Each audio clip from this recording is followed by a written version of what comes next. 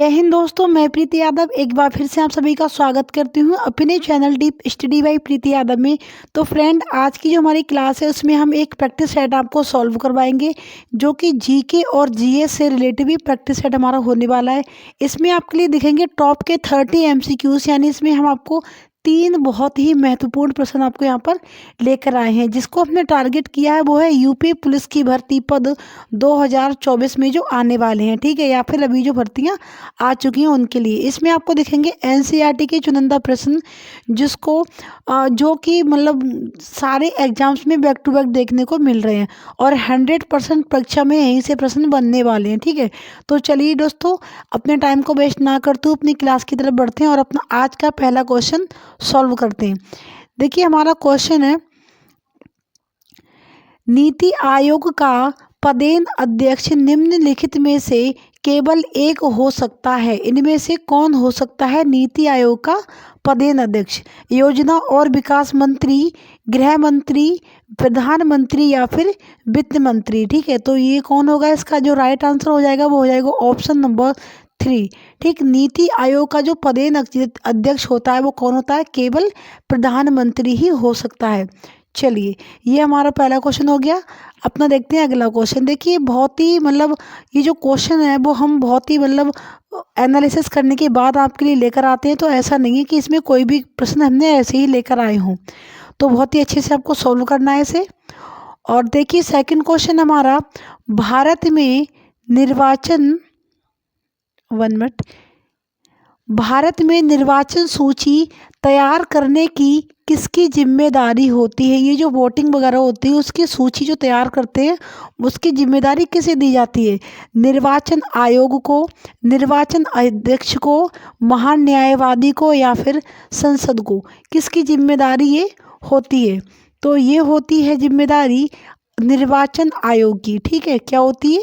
निर्वाचन आयोग की जिम्मेदारी होती है कि उसकी सूची को तैयार करना, ठीक। अगला क्वेश्चन देखेंगे अपना, क्वेश्चन नंबर 3, ये है, किस वेद को भारतीय संगीत का संगीत का मूल कहा जाता है? ठीक है, ऐसा कौन सा वेद है जिसमें हम संगीत का मूल मानते हैं, उससे संगीत का मेन हिस्सा मानते हैं? यजुर्वेद, ऋग्वेद, सामवेद या फिर अर्थवेद? तो इसमें से कौन सा हो जाएगा राइट आंसर? ये हो जाएगा ऑप्शन नंबर 3, सामवेद को ही हम संगीत का मूल मानते हैं। और भारतीय संगीत का जनक भी कौन है? सामवेद ही है। चलिए, और इसमें से इसमें से क्वेश्चन और भी आता है कि सबसे प्राचीनतम वेद कौन सा है? तो सबसे प्राचीनतम वेद कौन सा हो जाएगा? ये हो जाएगा ऑप्शन नंबर 2, ठीक। और वेद कितने होते हैं? 4 होते हैं, ऋग्वेद, यजुर्वेद, सामवेद और अर्थवेद। ये हमारे 4 वेद होते हैं। तो इसका जो राइट आंसर वो हो जाएगा ऑप्शन नंबर सी, यानी ऑप्शन नंबर 3, सामवेद को भारतीय संगीत का मूल जनक कहा जाता है। अगला क्वेश्चन देखेंगे अपना, क्वेश्चन नंबर 4, ये है, महात्मा गांधी को किस स्थान पर, महात्मा नहीं, महात्मा गौतम बुद्ध, ठीक है, महात्मा बुद्ध को किस स्थान पर महापरिनिर्वाण प्राप्त हुआ? सारनाथ में, बोध गया में, वैशाली में या फिर कुशीनगर में? कहाँ पर हुआ था? तो ये हुआ था कुशीनगर में। ऑप्शन नंबर 4 इसका एकदम राइट आंसर हो जाएगा। चलिए, अगला क्वेश्चन देखेंगे अपना, अगला क्वेश्चन देखेंगे अपना, क्वेश्चन नंबर 5, ये है हमारा, ये भी उसी से, ठीक है। ये है, महात्मा बुद्ध ने अपना पहला उपदेश किस स्थान पर दिया था? ठीक है, ये जो महात्मा बुद्ध थे उन्होंने अपना पहला उपदेश किस स्थान पर दिया था? इसके ऑप्शन हैं सारनाथ, बोध गया, वैशाली या फिर कुशीनगर। तो कहाँ पर दिया था इन्होंने अपना पहला उपदेश? ये दिया था कुशीनगर में, ठीक है। चलिए, अगला देखेंगे अपना, क्वेश्चन नंबर 6, ये है, तुम मुझे खून दो मैं तुम्हें आज़ादी दूंगा, किसका नारा था? ये एक नारा है, ये किसने दिया था कि तुम मुझे खून दो और मैं तुम्हें आज़ादी दूंगा? सुभाष चंद्र बोस ने, श्यामल गुप्ता पार्षद ने, महात्मा गांधी ने या फिर सावरकर ने? ठीक है, तो इसका जो राइट आंसर है वो हो जाएगा ऑप्शन नंबर 1, सुभाष चंद्र बोस ने ये नारा दिया था, तुम मुझे खून दो मैं तुम्हें आज़ादी दूंगा। उस टाइम पर हमारे भारत में जब अंग्रेजों का शासन था उस समय ये नारा दिया गया था। अगला क्वेश्चन हमारा क्वेश्चन नंबर 7, करो या मरो का नारा किसने दिया था? सुभाष चंद्र बोस ने, श्यामल गुप्ता पार्षद ने, महात्मा गांधी या फिर सावरकर ने? ठीक है, तो ये दिया था महात्मा गांधी जी ने। किसका नारा ये? करो या फिर मरो। चलिए अगला है हमारा क्वेश्चन, क्वेश्चन नंबर 8। आप लोग अपने स्कोर भी नोट करते रहें, ठीक है, कॉपी लेकर बैठिए और आप इसमें स्कोर भी नोट करते रहिए कि आप इसमें कितने अच्छे, मतलब आपके इसमें कितने क्वेश्चन सही जा रहे हैं। ठीक, अगला है क्वेश्चन हमारा, ओणम त्योहार किस राज्य में मनाया जाता है? आंध्र प्रदेश में, तमिलनाडु में, केरल या फिर महाराष्ट्र में? कहाँ पर ये त्यौहार मनाया जाता है? तो इसका जो राइट आंसर है वो हो जाएगा ऑप्शन नंबर 3, केरल में। केरल में ये ओणम त्यौहार जो है वो मनाया जाता है, यहाँ का बहुत ही फेमस त्यौहार है ये है। अगला है क्वेश्चन हमारा क्वेश्चन नंबर 9, ये है द्वितीय विश्व युद्ध के दौरान अमेरिका ने किस शहर पर परमाणु बम गिराया था? जब द्वितीय विश्व युद्ध हुआ था उस टाइम पर अमेरिका ने एक परमाणु बम गिराया था, वो किस शहर में गिराया था? नागासाकी में, हिरोशिमा में, दक्षिण कोरिया या फिर ए और बी दोनों में? तो जब द्वितीय विश्व युद्ध हो रहा था उस टाइम पर अमेरिका ने हिरोशिमा और नागासाकी दोनों पर ही हमला किया था परमाणु बम गिराकर। तो इसका जो राइट आंसर है वो हो जाएगा ऑप्शन नंबर 4, ए और बी दोनों। चलिए क्लियर। अगला क्वेश्चन हमारा क्वेश्चन नंबर 10, ये है ओलंपिक ध्वज पर ओलंपिक ध्वज पर अंकित 5 छल्ले किसके प्रतीक होते हैं? किस चीज़ के प्रतीक होते हैं ये? तो 5 नदियों के, 5 खेलों के, 5 महासागरों के या फिर 5 महाद्वीपों के? तो ये होते हैं 5 महाद्वीपों के। ठीक है, 5 महाद्वीपों के ये प्रतीक होते हैं ओलंपिक में बने हुए 5 छल्ले। अगला क्वेश्चन देखेंगे अपना क्वेश्चन नंबर 11, ये है भारत की सबसे ऊंची मूर्ति कौन सी है एवं किस राज्य में स्थित है? ऑप्शन हमारे हरविंदर साहब की पंजाब में, भगवान बाहुबली की कर्नाटक में, स्टैच्यू ऑफ यूनिटी गुजरात में या फिर माँ वैष्णो की मूर्ति वृंदावन में?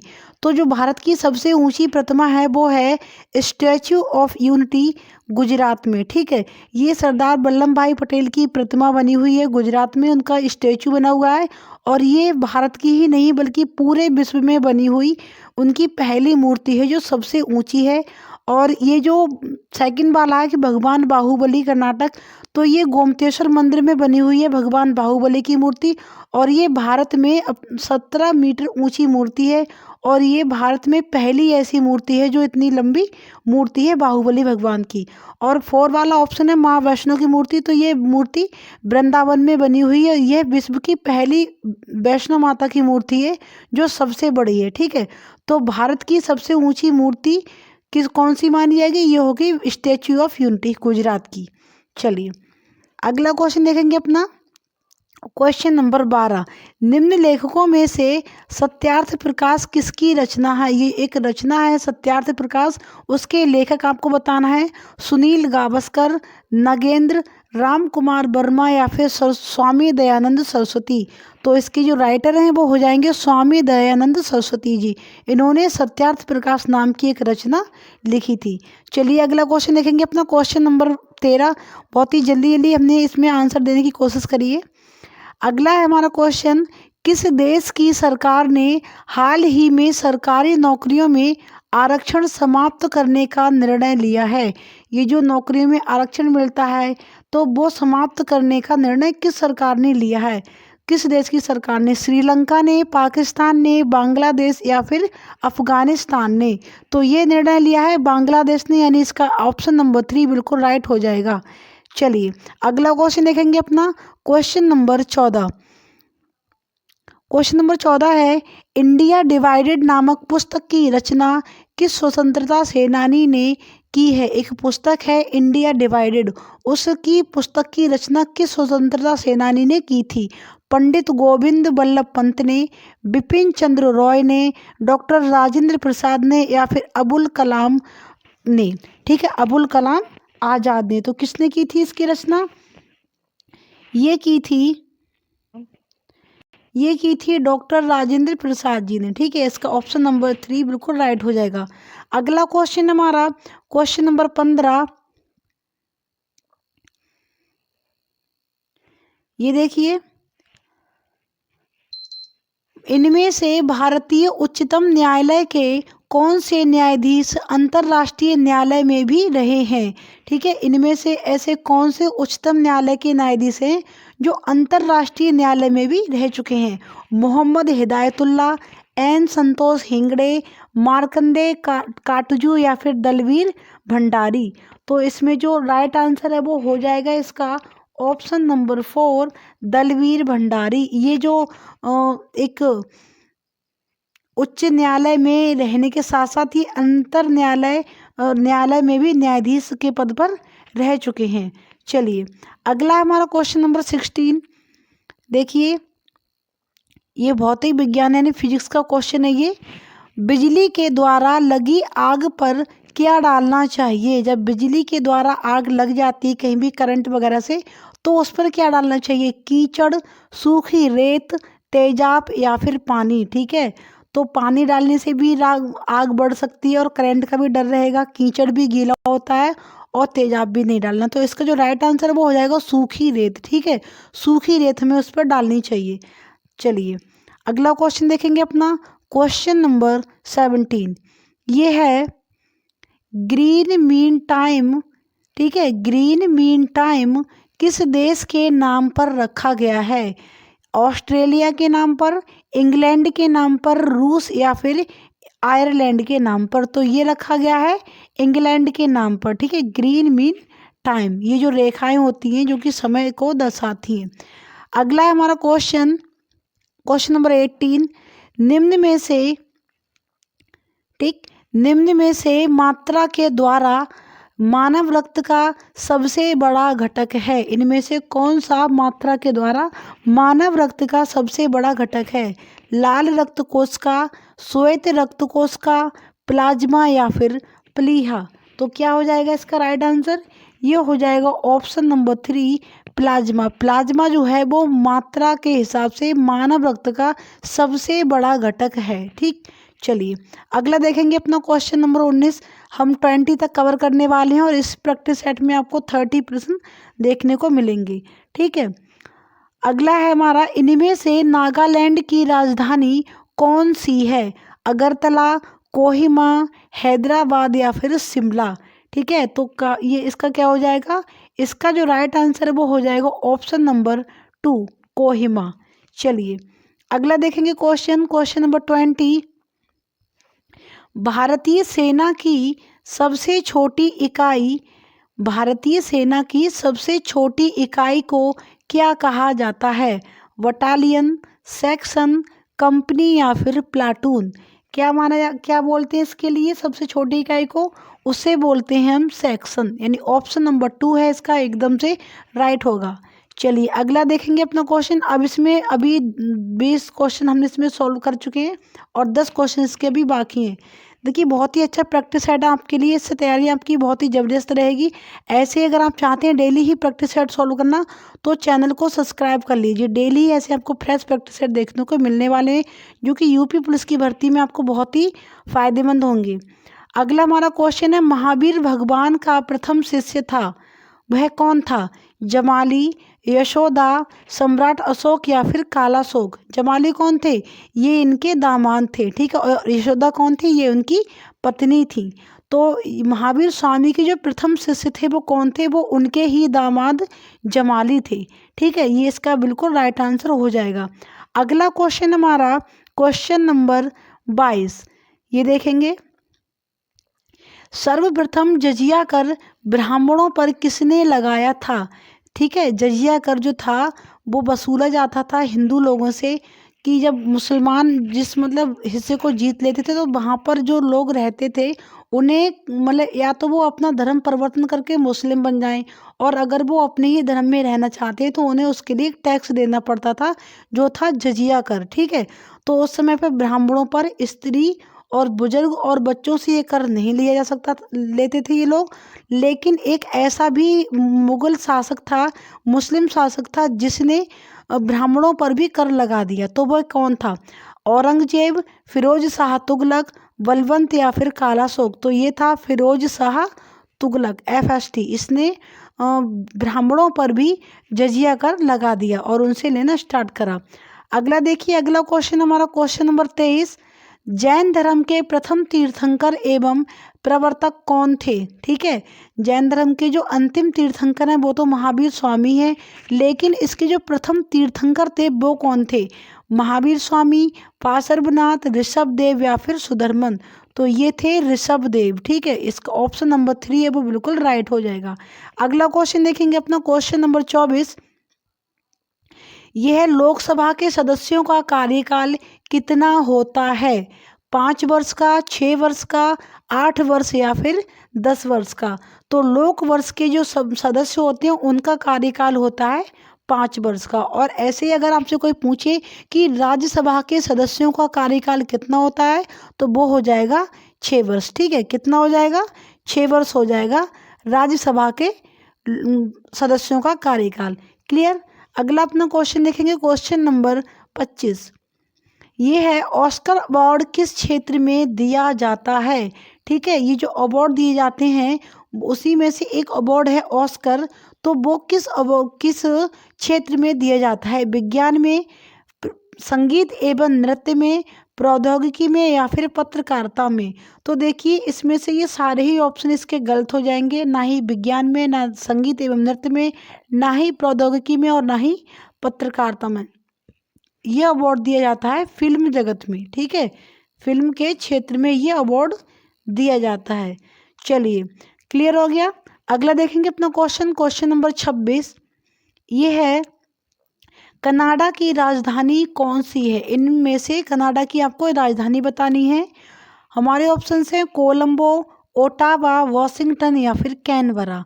तो जो कोलंबो की राजधानी हो जाएगी, सॉरी, कनाडा की राजधानी हो जाएगी, वो हो जाएगी ओटावा में। ठीक है, यानी इसका ऑप्शन नंबर 2 जो है वो एकदम से सही हो जाएगा। अगला क्वेश्चन देखेंगे अपना क्वेश्चन नंबर 27। बस पूरा होने वाला है, इसमें हमने 30 का टारगेट रखा था और हमारे 27 क्वेश्चंस होने वाले भी। जापान की मुद्रा का क्या नाम है बताइए? एन, युआन, रूबल या फिर डॉलर? जापान में जो मुद्रा चलती है वो कौन सी चलती है? तो वहाँ पर चलती है एन। ठीक है, और अपने यहाँ क्या चलता है? अपने यहाँ चलता है रुपया।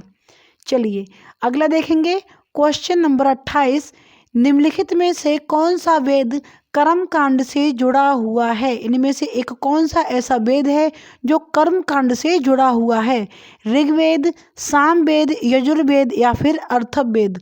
ठीक है, तो ये जो कर्म कांड से जुड़ा हुआ वेद है वो है यजुर्वेद। ठीक है, चलिए अगला क्वेश्चन हमारा क्वेश्चन नंबर 29। ये है हिंदुस्तान समाचार एजेंसी का मुख्यालय कहाँ पर स्थित है?